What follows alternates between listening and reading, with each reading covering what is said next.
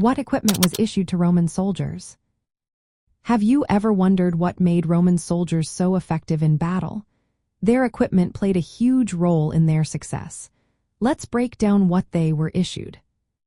First, let's talk about armor and protective gear.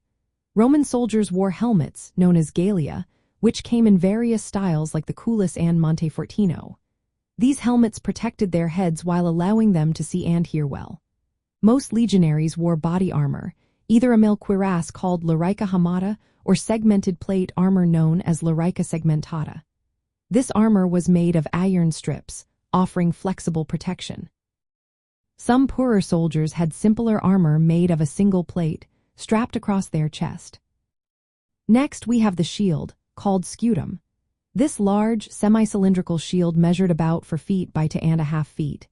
It was made of plywood and covered with calfskin, designed to protect soldiers in close combat. Many wore defensive skirts or terrages, which were leather or fabric strips hanging from the waist of their armor for added protection.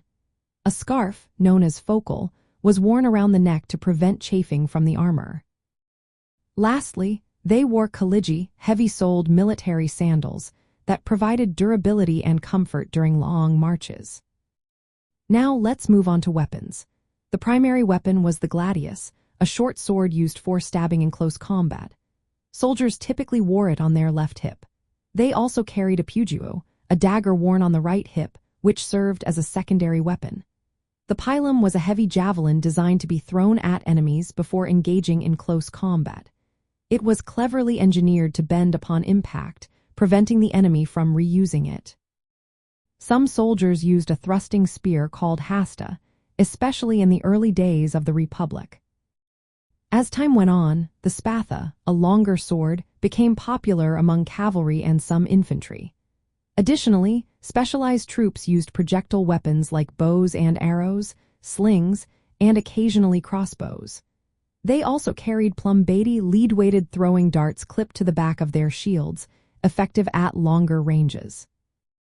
Clothing was just as important as armor and weapons. Soldiers wore a tunic as their basic garment under the armor.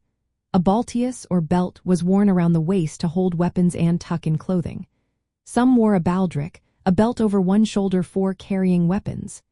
In colder climates, soldiers wore brachy or trousers. They also carried a loculus, a satchel as part of their marching pack, known as sarsana.